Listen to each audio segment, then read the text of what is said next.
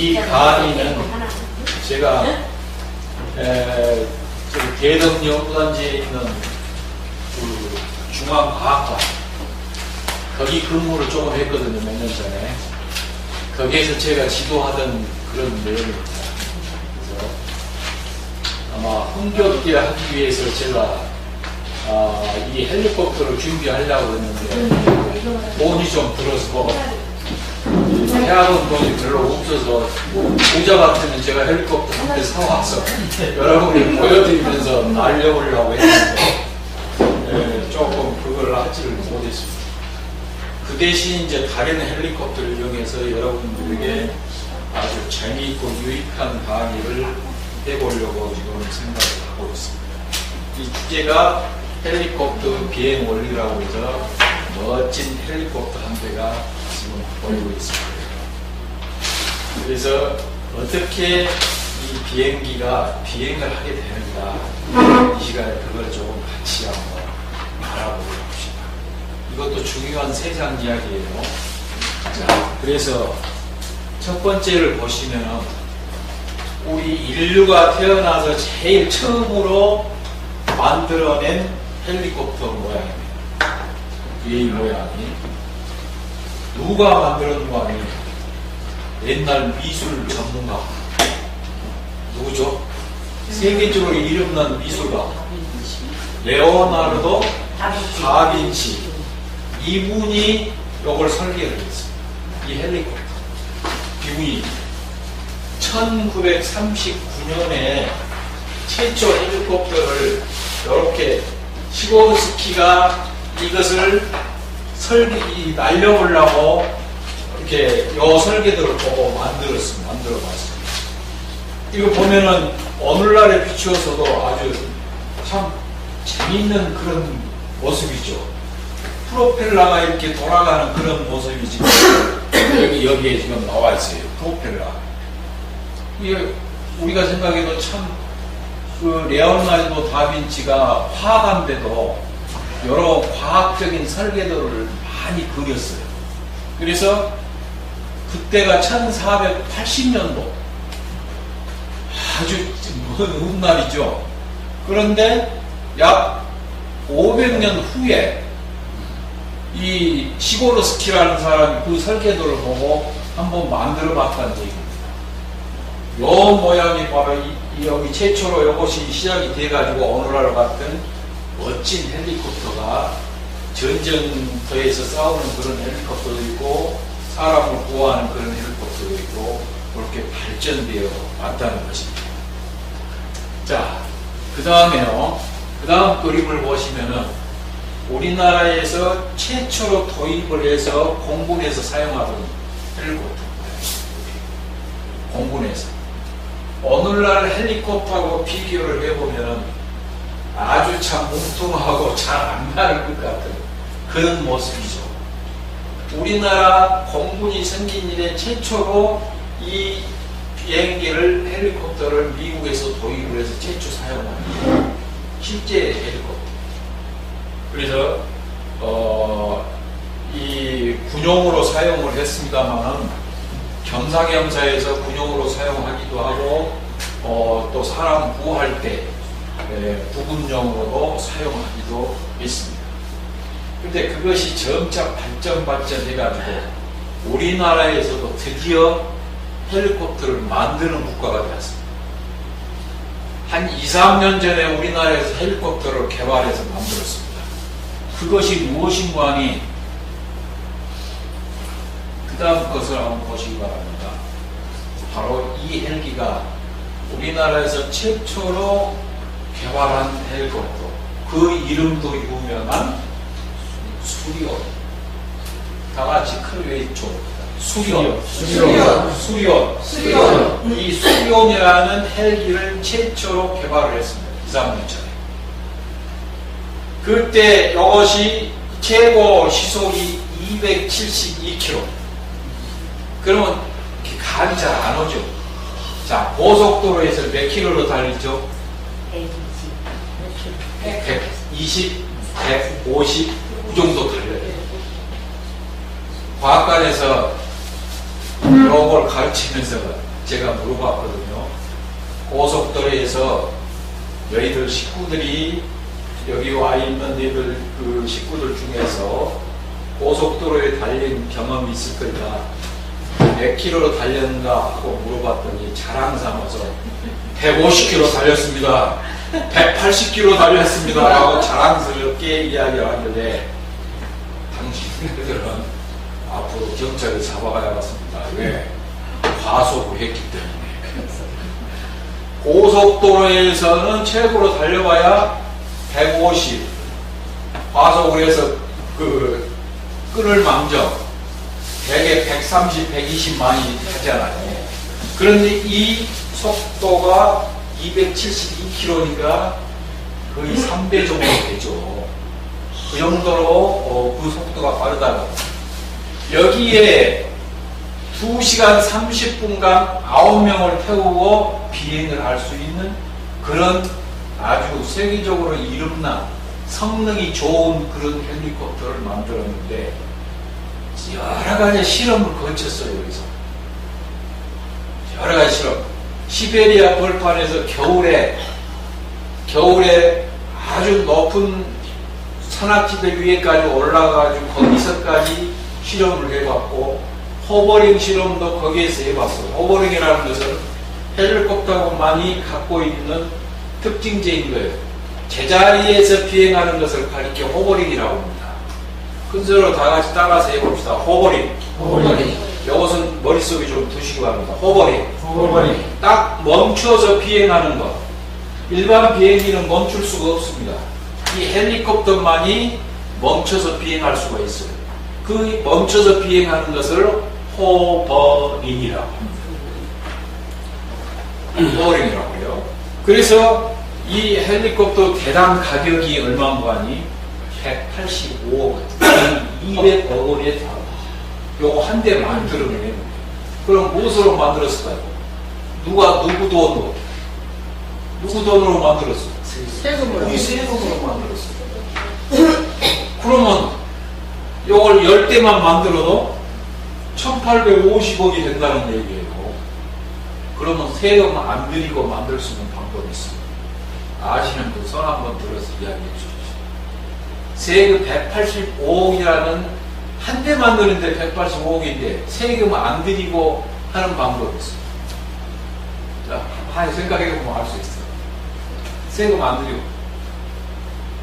그러면 그 외국에 수출하는 걸로 하면. 아이, 맞아요. 수출을 많이 할수록 거기서 무엇이 생깁니까? 이익금이 생겨요. 그 이익금 가지고 다시 만들 수 있다는 얘기예요. 그러면 세금을 덜 들여도 만들 수가 있습니다. 그러면 우리 어머님 같은 경우는 얼마 받으랍니까? 한 대를? 그만 배는 이상 받아야지. 360억 정도. 네. 그러면 배를 받으면 어떻겠습니까? 안 팔리지. 안 팔리죠. 안 팔리죠. 적정 가격을 불러야 사가죠. 그래 안 하면 성능이 아주 좋든지 누구도 따라올 수 없는 그런 성능을 가지든지 하면은 사가겠죠. 사업을 하시거든요. 그래서 같은 그래도 적어도 200억 좀 이상은 받아야겠죠. 250억 정도.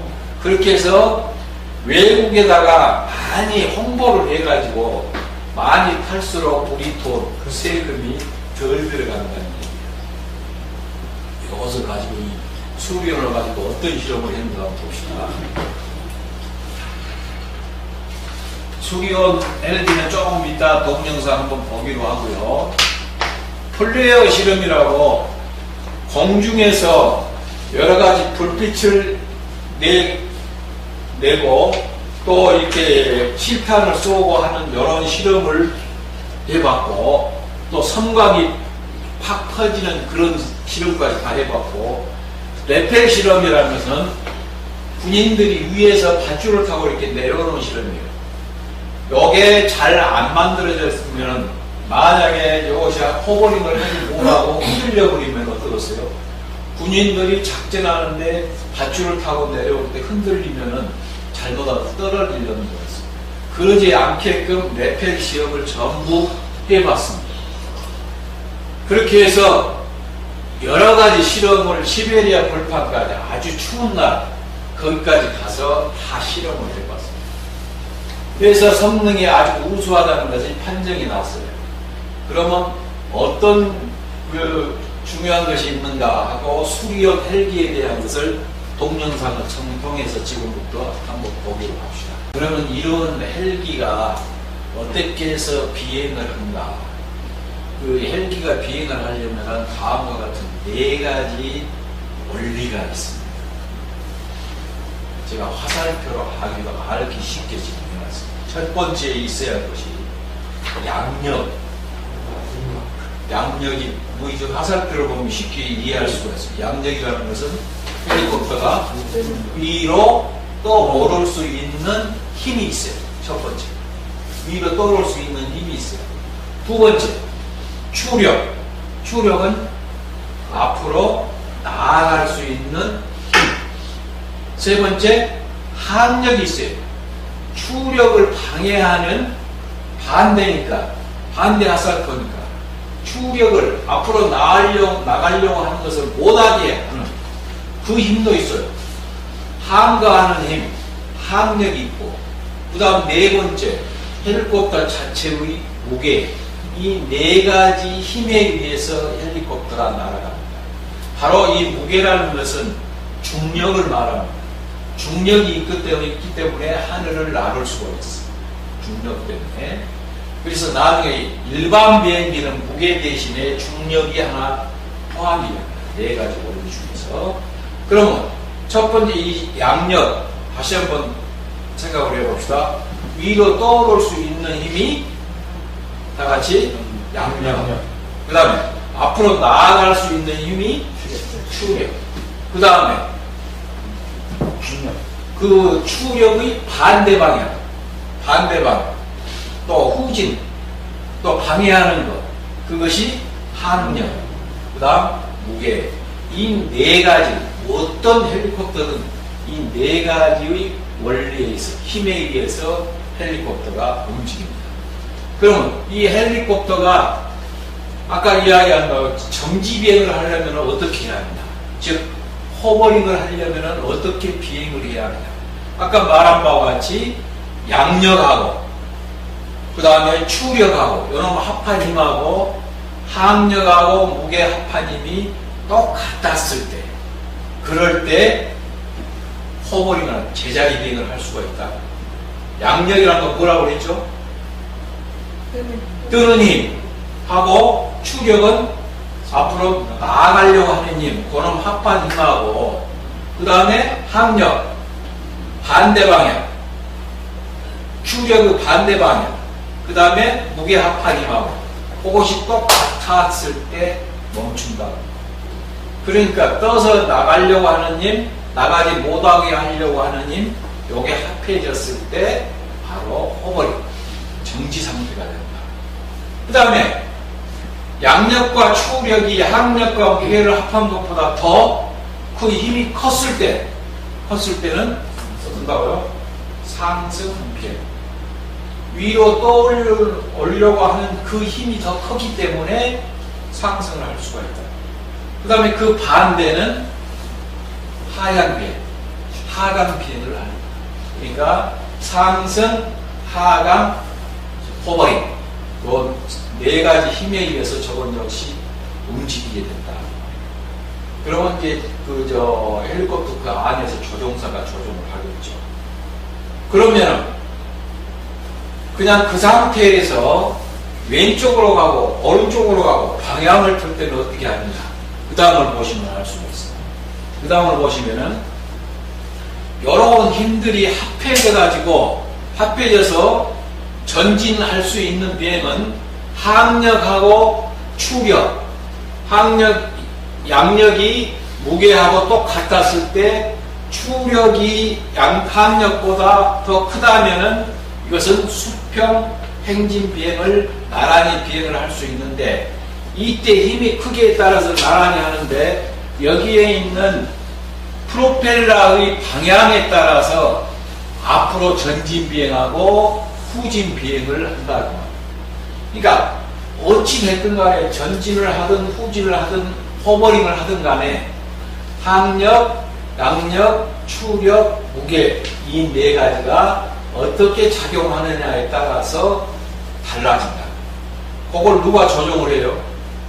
이 크기를 같게 한다든지 크게 한다든지 작게 한다든지 누가 조정을 하겠습니까? 조종사가 그 안에서 조종단을 잡고 그 형태를 할 수 있게끔 한다. 움직일 수 있게끔. 그렇게 해서 헬리콥터가 움직이는데 더 자세한 내용은 이 시간이 없기 때문에 대강 이 정도만 아시고 이 시간에 제가 가지고 온 헬리콥터를 돈이 없어서 못 사왔지만 아주 싼 걸로 헬리콥터 준비했습니다. 이게 바로 종이 헬리콥터예요. 종이 헬리콥터인데 제가 딱 그려가지고 이것도 규격이 잘 맞아야 잘 날라요. 이런 식으로 A4용지에다가 여기 길게 한다고 해서 좋은 건 아닙니다. 규격의 이 날개 부분과 손잡이 부분을 비율을 잘 맞춰가지고 제가 그려서 잘라가지고 가지고 오십니다. 그래서 지금부터 이걸 가지고 한번 만들어 보도록 하겠습니다. 거기가 점선은 무엇이죠? 접는 선. 그 다음에 실선은 자르는 선. 자르는 것은 제가 다 잘라놨습니다. 미리서. 잘라놨죠? 자, 그럼 지금부터 한번 접어보기로 하겠습니다. 자, 위에 이것이 날개 부분, 여기 아래 부분이 손잡이 부분입니다. 자, 그러면 손잡이 부분부터 한번 접어봅시다. 그 선을 중심으로 해서 이와 같이 한번 접어봅시다. 한쪽으로 접고 반대도 이렇게 접습니다.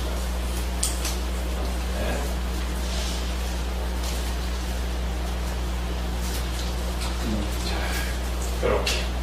그럼 안으로 싹 접어들었죠. 손잡이 이렇게. 그래서 여기까지 다 됐죠. 여기 이 선, 지금 현재 실선으로 했는데 점선인데 여기 선을 따라서 이렇게 접고 이렇게 접으면 겹쳐져요. 이게 손잡이 부분이다. 그 다음 날개 하나는 앞으로 하나는 뒤로 접는다고. 그 점선에 따라서 하나는 앞으로 점선 따라서 접고 하나는 뒤쪽으로 점선 따라서 접고 이렇게. 그럼 오른쪽을 앞으로 해요? 아무 상관없습니다. 아무거나 하나는 앞으로 하나는 뒤로 이렇게 접습니다. 그럼 이렇게 돼 있죠? 네. 자, 이번에는 손잡이를 오른손에 딱 잡고요. 손잡이를 잡고 아래서부터 위로 쭉 올립니다. 날개를 쭉 올려요. 이렇게. 그럼 무슨 모양이죠? 지금 현재 Y자 모양이에요. Y자 모양 되죠? Y자 모양이 안 되고 수평이 되면 잘 안 돼요. 이와 같은 Y자 모양이 돼야 한다. 자, 헬리콥터 한 대 만들었습니다. 그러면 잘 나르나 봐야겠죠?